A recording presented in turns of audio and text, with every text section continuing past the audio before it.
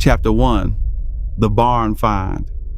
Rumors are a crazy thing in the car community. You hear stories all the time about legendary cars hidden away, but 99% of the time, it's just garbage. But an old farmer posted a blurry picture on a local forum talking about a classic American muscle car sitting in a collapsed barn out in the middle of nowhere. I had to go see it for myself.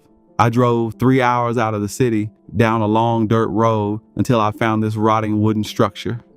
The roof was halfway caved in. When I finally pulled open those heavy creaking wooden doors, the smell of damp earth, rat nests, and decades of dust hit me like a physical punch. Sitting right there in the dark, buried under 40 years of dirt, chicken wire, and rusted farm tools, was a 1969 Dodge Charger, the absolute holy grail of muscle cars. But man, it was in horrific shape. The iconic body lines were eaten alive by rust. The tires were completely rotted and melted into the dirt floor. The original motor was completely seized into a solid, useless block of dead iron. Nature was literally reclaiming this car. The farmer laughed when I made an offer. Everyone told me to leave it there to rot. They said it was a coffin, a financial black hole, but I ain't see a rusty shell. I saw a ghost waiting to be brought back to life. The brakes were totally locked up, so we had to hook up heavy drag chains and use a heavy-duty winch just to aggressively drag it out of the mud and into the sunlight for the first time in 4 decades. Hearing that rusty metal scrape onto the trailer was the beginning of the nightmare. We strapped it down and took it back to the lab. Chapter 2. Cutting out the rot. You can't build a 1,000 horsepower street monster on a crumbling foundation. We pushed the heavy Charger into the garage, put it up on jack stands, and the real reality check hit me. Every single time I put an impact wrench on a suspension bolt, it completely snapped off from the rust. The floor pans were totally gone. You could literally sit in the driver's seat and put your feet flat on the concrete floor. The trunk pan was rusted through, and worst of all, the main structural frame rails were severely compromised. It was literally folding in half under its own weight. There was no fixing this with cheap patches. We had to break out the heavy plasma cutters and angle grinders. For 3 straight weeks, the garage was an absolute war zone. It was filled with a massive storm of orange sparks, thick toxic smoke, and the deafening nonstop scream of cutting wheels violently slicing through used to dead sheet metal. We completely cut out the entire bottom half of the car. I spent countless late nights under the heavy welding mask, burning my arm with hot metal slag. We didn't just weld in factory replacement panels. We fabricated a complete custom tubular chassis from scratch. We TIG welded thick steel plating to tie the subframes together. We weren't just restoring a classic. We were building a heavy-duty roll cage and a chassis that could handle extreme violent horsepower without twisting the car in half. By the time the smoke cleared and we sprayed the bare metal with black epoxy primer, the rust was gone. The bones were finally stronger than a military tank. Chapter 3. The Hellcat Nightmare. With the chassis heavily reinforced and bulletproof, we needed a motor that matched the aggressive look of a '69 Charger. The original rusted V8 went straight into the scrap metal pile. I didn't want old school carbureted horsepower that you have to tune with a screwdriver. I wanted modern, reliable, supercharged terror.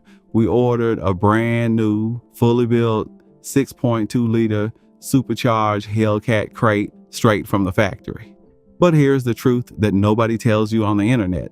Dropping a massive modern power plant into a 1960s engine bay is an absolute fabrication nightmare.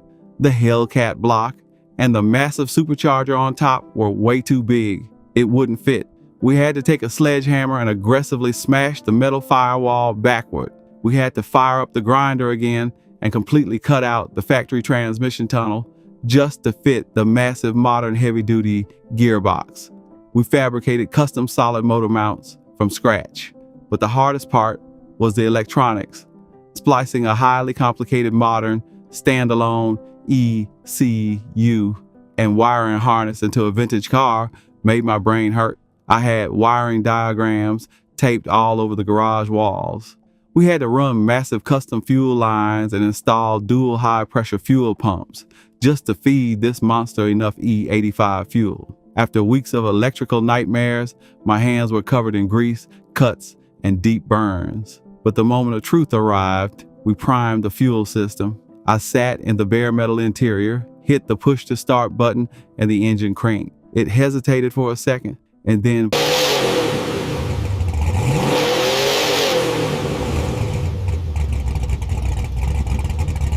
violently roared to life. The massive straight pipe exhaust shook the concrete floor, and you could hear that unmistakable high-pitched whine of the massive supercharger echoing off the garage walls. The ghost was officially breathing fire. Chapter 4. The Matte Black Menace. The monster was mechanically alive, but it needed to look like pure evil. Bodywork is the ultimate test of your sanity.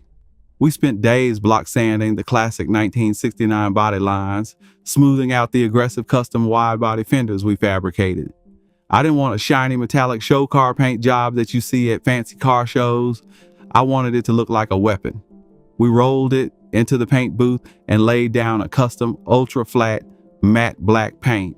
No gloss, no reflections. It completely absorbs the light. We stripped the interior completely bare. Just 2 lightweight carbon fiber racing seats, a metal dashboard, and the roll cage. To put that 1,000 horsepower to the ground, we bolted on some custom multi-piece forged wheels wrapped in incredibly wide, sticky Mickey Thompson drag radials. We lowered the suspension until the frame was literally an inch off the pavement.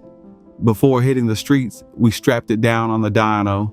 The tuner completely unlocked the ECU. At full throttle, the massive supercharger was screaming so loud you had to wear ear protection, and the exhaust was shooting aggressive blue flames. It easily cleared 1,000 horsepower to the rear wheels. Chapter 5. The Final.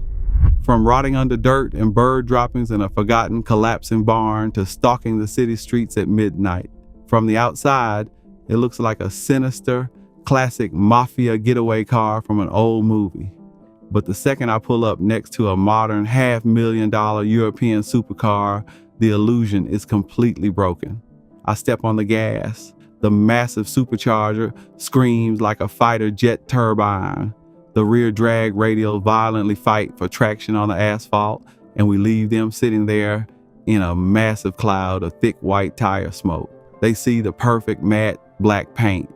They hear the brutal supercharger whine, but they don't know anything about the sparks, the third-degree burns, the electrical nightmares, and the grinding it took to bring this absolute legend back from the dead.